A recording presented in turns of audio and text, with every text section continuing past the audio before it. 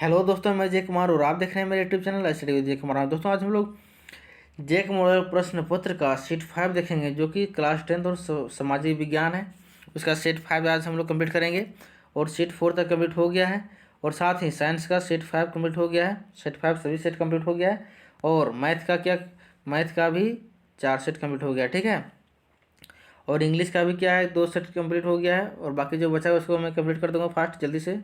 और हिंदी का भी 1 सेट कंप्लीट हो गया है। तो बाकी जो सेट बचे हुए उसको मैं कोशिश कर रहा हूँ कि जल्दी से जल्दी सेट आपके तक पहुँचाने का प्रयास कर रहा हूँ। तो कृपया आपको क्या करना है कि इस चैनल को आपको क्या करना है, सब्सक्राइब कर लें, ताकि हमारा जो प्रत्येक वीडियो जल्दी से जल्दी अपलोड होगा उसके आपके तक फटाफट पहुँचते जाएगा, ठीक है। तो चलिए हम लोग बिना देरी किए हुए सेट 5 क्या करते हैं का क्वेश्चन आंसर देखते हैं फटाफट, बिना समय वेस्ट किए हुए। और आपको क्या करना है, अपने प्रिय दोस्तों के पास भी शेयर करना है, ताकि उसको भी क्या होगा, इस सेट का क्वेश्चन आंसर पता चलेगा, उसको भी हेल्पफुल प्रदान होगा। जो एग्ज़ाम के टर्म का जो एग्ज़ाम होगा फर्स्ट टर्म में, वो इसी तरह से क्वेश्चन पूछे जाएंगे, ठीक है। 5 सेट मतलब समझ रहे हैं आपको कितना क्वेश्चन हो गया। 40 × 5 बराबर 5 × 20, 200 क्वेश्चन आप क्या कर रहे हैं, 500 सेट से आप कंप्लीट कर रहे हैं। तो आपको क्या करना है, अच्छी तरीके से पढ़ लेना है। ऐसा नहीं कि अब जैसे चलते चलते पढ़ लिए और बाकी क्या कर दिए हैं कि हो गया ऐसे नहीं सोचना है। उसको एकदम पूरा अच्छी तरह से याद कर लेना है, बना लेना है, ठीक है। आपको एकदम दिल में, जहन में उसको उतार देना है। तो चलिए हम लोग फटाफट सेट 5 कंप्लीट करते हैं। तो सेट 5 का क्वेश्चन नंबर 1 क्या बोलता है। क्वेश्चन नंबर 1 बोल रहा है कि स्वतंत्रता, समानता और बंधुत्व का नारा किस क्रांति की देन है। कौन सा क्रांति दिया था, तो वह दिया था फ्रांसीसी क्रांति ने। कौन दिया था, फ्रांसीसी क्रांति के द्वारा दिया गया था। हो जाएगा ऑप्शन नंबर खा सही आंसर क्वेश्चन नंबर 1 का। अब क्वेश्चन नंबर 2 देखते हैं। क्वेश्चन नंबर 2 क्या बोल रहा है इसमें कि बिस्मार्क जर्मनी का प्रथम चांसलर कब बना। बिस्मार्क जर्मनी का प्रथम चांसलर कब बना था, वह 1871 ईस्वी में बना था। तो हो जाएगा ऑप्शन नंबर का इज राइट आंसर। अब 3 में बोलता है कि मनुष्य स्वतंत्र पैदा हुआ है, किंतु वह सर्वत्र बंधनों में जकड़ा हुआ है। यह कथन किस दार्शनिक का है, तो वह है रूसो के द्वारा। किसका है, रूसो के द्वारा। दोस्तों अच्छी तरह से क्या करना है, ये सब कथन को याद कर लेना है, कथन आएगा ही आएगा, ठीक है। अब क्वेश्चन नंबर 4 देखते हैं। 4 क्या बोल रहा है कि किसके कल्पनादर्श या तो यूटोपिया में एक आदर्श समाज की कल्पना की गई है। तो वह फ्रेडरिक साय के द्वारा क्या है, फ्रेडरिक साय में, ठीक है, उसमें कल्पना किया गया। तो हो जाएगा 4 का घ ऑप्शन से हो जाएगा। 5 में बोल रहा है कि अंग इटली की स्थापना किसने की थी। तो वह की थी मैथ्सिनी, क्या था, मैथ्सिनी में, ठीक है। तो हो जाएगा खा ऑप्शन से हो जाएगा। अब देखते हैं क्वेश्चन नंबर 6 क्या बोल रहा है कि यह सहयोग आंदोलन की समाप्ति किस घटना से हुई थी। तो वह जो घटना हुई थी, किस घटना से,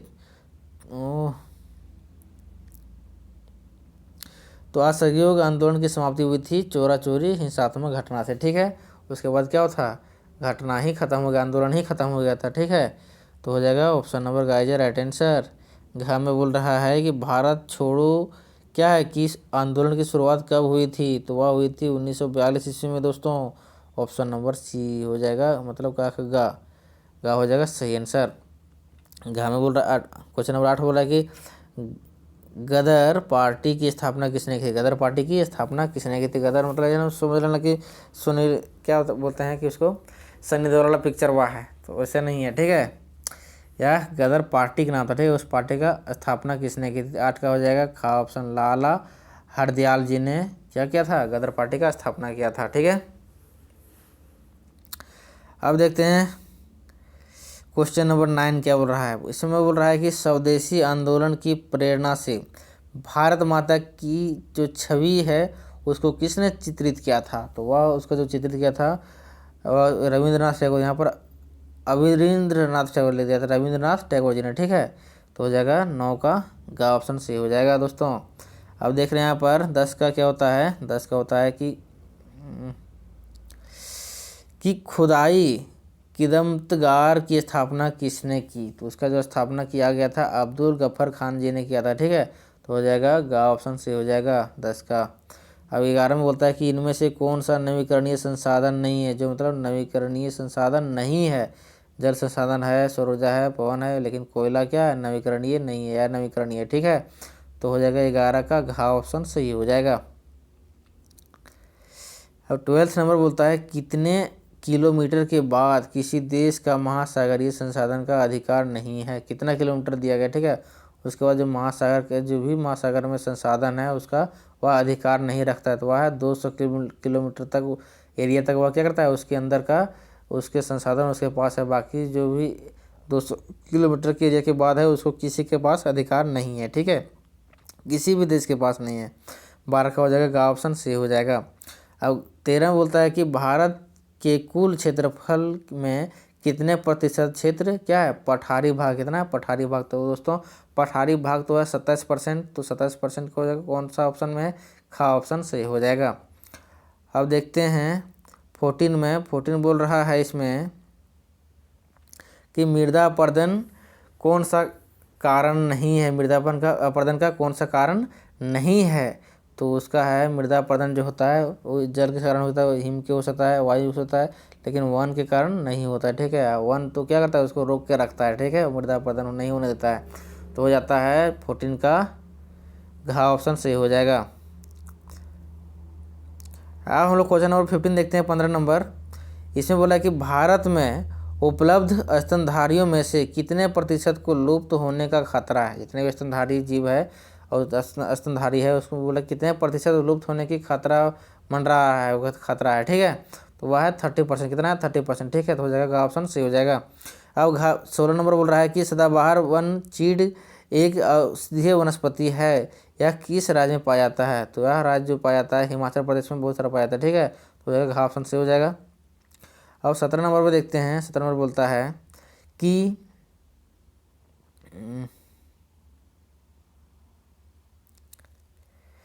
17 बोलता है कि पेड़ एक विशेष क्या है, असीमित दयालु और उदारपूर्ण जीवधारी है, जो क्या अपने सतत पोषण के लिए कोई मांग नहीं करता है और दानशीलता पूर्वक अपने जीवन की प्रक्रियाओं को भेंट करता है। यह सभी क्या करता है, एक रक्षा करता है और स्वयं एक कुल्हाड़ी चलाने के लिए विनाश को भी छाया प्रदान करता है। यह कथन किसका है दोस्तों, यह कथन गौतम बुद्ध के द्वारा क्या है, गौतम बुद्ध के द्वारा कहा गया था। तो हो जाएगा 17 का खा ऑप्शन सही हो जाएगा।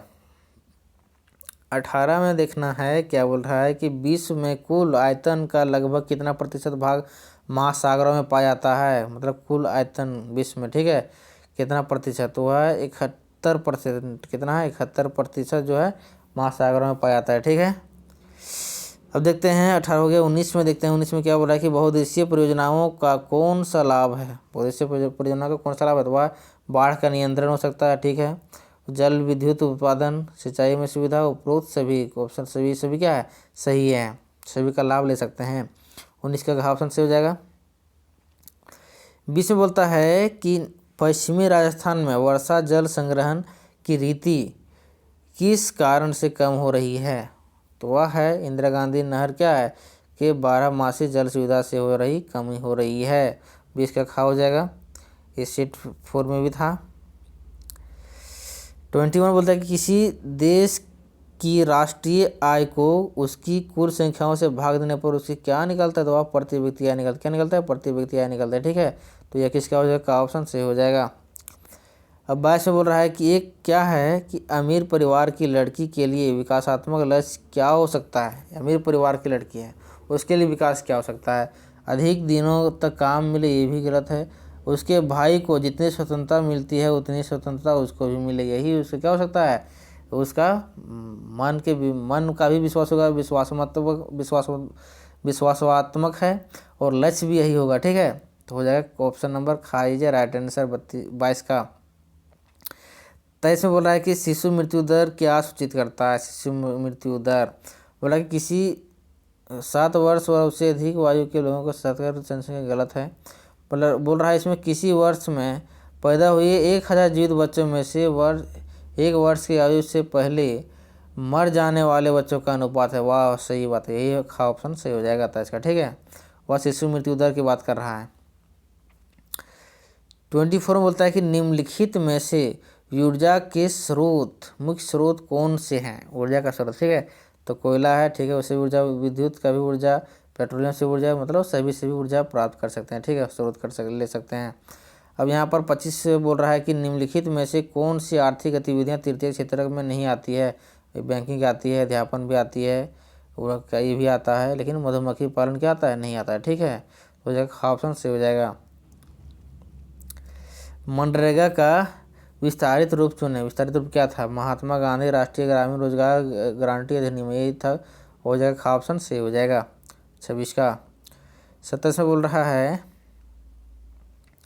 कि किसी वर्ष में उत्पादित खाली जगह के कुल मूल्य को सकल घरेलू उत्पाद कहा जाता है। बोला कि किसी भी वर्ष में उत्पादित हो रहा है सभी अंतिम वस्तुओं और सेवाओं के कुल मूल्य को क्या कहते हैं, सकल घरेलू उत्पाद कहा जाता है, ठीक है। तो हो जाएगा ऑप्शन सही हो जाएगा। 28 में बोल रहा है कि सलमा एक सरकारी अस्पताल में नर्स का कार्य करती है। सलमा किसी क्षेत्र की गतिविधि में संलग्न है, ठीक है। तो जो बोला कि एक सरकारी अस्पताल, जहाँ सरकारी के बाद वह संगठित कार्य, क्या हो रहा है, संगठित कार्य कर रहे हैं, ठीक है। तो हो जाएगा घा ऑप्शन से हो जाएगा संगठित वाला, ठीक है। 28 का घा ऑप्शन से हो जाएगा। ऐसे बोला कि भारत किस क्षेत्र में छुपी हुई बेरोजगारी पाई जाती है, किस क्षेत्र में, तो वह होता है कृषि क्षेत्र में। कौन से क्षेत्र में, कृषि क्षेत्र में। वह मौसम वाला कार्य करता है, मतलब मौसमी भी कर सकते हैं, ठीक है। मौसम में क्या, मौसमी कृषि क्या है, छुपी हुई बेरोजगारी। वह क्या होता है, क्या मौसम आने पर ही वह अपना कार्य करेगा, बाकी मौसम में क्या होगा, बेरोजगारी ही रहेगा।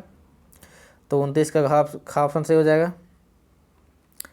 30 में बोल रहा है इसमें कि इस क्षेत्र के श्रमिक माल का उत्पादन नहीं करते हैं। कौन सा क्षेत्र का, तो वह तृतीय क्षेत्र में क्या करता है, माल का उत्पादन नहीं करता है। तो हो जाएगा गा ऑप्शन से हो जाएगा। अब देखते हैं 31 में क्या बोलता है कि बेल्जियम में सत्ता की साझेदारी के संबंध में कौन सा कथन असत्य है, गलत है, ठीक है। केंद्रीय सरकार में डच और फ्रेंची भाषाई मंत्रियों की संख्या समान है, ठीक है। राज्य सरकारें केंद्रीय सरकार के अधीन नहीं है, भी सही है। बेल्जियम में क्या है कि अलग सरकार है, उसमें डच और फ्रेंच भाषी समुदायों का असमान प्रतिनिधित्व है, ठीक है। हो जाएगा ऑप्शन सही हो जाएगा। ये असत्य है, मतलब बाकी सब सत्य है, लेकिन ये क्या है, गलत बोला जा रहा है, इसलिए असत्य है, ठीक है। 32 बोल रहा है कि संघात्मक शासन प्रणाली वाला देश इनमें से कौन नहीं है, ठीक है। तो श्रीलंका क्या है, नहीं है इस सभी संघात्मक शासन वाला प्रणाली वाला देश। तो 32 का खा ऑप्शन से हो जाएगा। 33 में बोल रहा है कि निम्न में से किस देश में एकात्मक शासन व्यवस्था है, मतलब एक शासन व्यवस्था, ठीक है। तो वह है श्रीलंका, क्या है, श्रीलंका, ठीक है, उसमें एकात्मक शासन व्यवस्था है। 34 में देखते हैं। 34 में क्या बोल रहा है कि शिक्षा किस सूची में शामिल होता है। शिक्षा समवर्ती सूची में, क्या है, समवर्ती सूची में, ठीक है। 34 का गा ऑप्शन से हो जाएगा। याद रखना बढ़िया से, ये सब क्वेश्चन इंपॉर्टेंट है, ठीक है। 35 में बोल रहा है कि भारत में स्थानीय शासन प्रणाली कितने प्रकार के हैं, कितने स्तर की है, ठीक है। तो वह त्रिस्तरीय, क्या है, त्रिस्तरीय होता है, ठीक है, भारत में। तो गा ऑप्शन से हो जाएगा। 36 में बोल रहा है कि संघीय सरकार की एक क्या है, विशेषता नहीं है। कौन सा नहीं है, राष्ट्रीय सरकार अपने कुछ अधिक प्रांतीय सरकार को देती है। दूसरा क्या अधिकार विधायिका, कार्यपालिका और न्यायपालिका की माने जाते हैं। तीसरा में क्या, निर्वाचित पदाधिकारी ही क्या करता है, सरकार में सर्वोच्च ताकत का उपयोग करते हैं। ये गलत बात है, ठीक है, लेकिन यही क्या है, सही है। ये नहीं, गलत है, इसलिए गा वाला सही हो जाएगा। जो नहीं है उसको टिक लगाना था, ठीक है। 37 में देखते हैं। 37 को सुमिलित करना है, सुमिलित में मिलान करना है, जो सही होगा उसको क्या करना है, सही लिखना है। तो यहाँ पर देखो संघ सूची क्या है, पुलिस, कृषि, व्यापार, दूसरा में ये सही है। दूसरा नंबर कि राज्य सूची में क्या था, प्रतिरक्षा बैंकिंग से सही भी सही है। समवर्ती सूची में क्या है, वन विवाद, ये सही है, लेकिन अवशिष्ट शक्ति में केंद्र सरकार, ये गलत है, ठीक है। तो हो जाएगा घा का ऑप्शन सही हो जाएगा। 38 बोल रहा है कि इनमें से बताइए कि कौन सा एक हित समूह वाला का उदाहरण है, एक हित का। तो टीएमसी, एनसीपी, बीएसपी, बामसेफ, क्या है, बामसेफ, ठीक है। हो जाएगा 38 का घा ऑप्शन सही हो जाएगा। 39 में क्या बोल रहा है, 39 का क्वेश्चन नंबर बोल रहा है कि नेपाल में हुए जन संघर्ष में निम्न में से क्या कहा गया था। पर्यावरण आंदोलन, सूचना के अधिकार का आंदोलन, तीसरा लोकतंत्र के लिए दूसरा आंदोलन। ठीक है, तो हो जाएगा ऑप्शन सी हो जाएगा। 40 में बोला कि लोकतंत्र और जन संघर्ष के संबंध में क्या असत्य है, क्या गलत है। ठीक है, तो ऑप्शन नंबर हो जाएगा लोकतंत्र का जन संघर्ष का के माध्यम से विकास अवरुद्ध होता है, ये हो जाता है का ऑप्शन सी हो जाएगा, ऐसा कुछ नहीं है। ठीक है, तो इस तरह से क्वेश्चन 40 क्या है कि दोस्तों हम लोग अभी तक 40 का 40 क्वेश्चन कंप्लीट कर चुके हैं, साथ ही SST का सभी सेट कंप्लीट हो गया, तो पाँचों का पाँचों सेट कंप्लीट कर लिए हैं। तो अगर आपने ये सभी सेट अगर जो सेट नहीं देखे तो प्लीज़ इस चैनल को प्ले लिस्ट में जाकर देख सकते हैं, सभी क्या है अपलोड कर दिया गया है, और बाकी जो बचा हुआ सेट है उसको जल्द ही मैं अपलोड करने का प्रयास करूँगा। तब तक के लिए आप फिर मिलते हैं नई वीडियो में।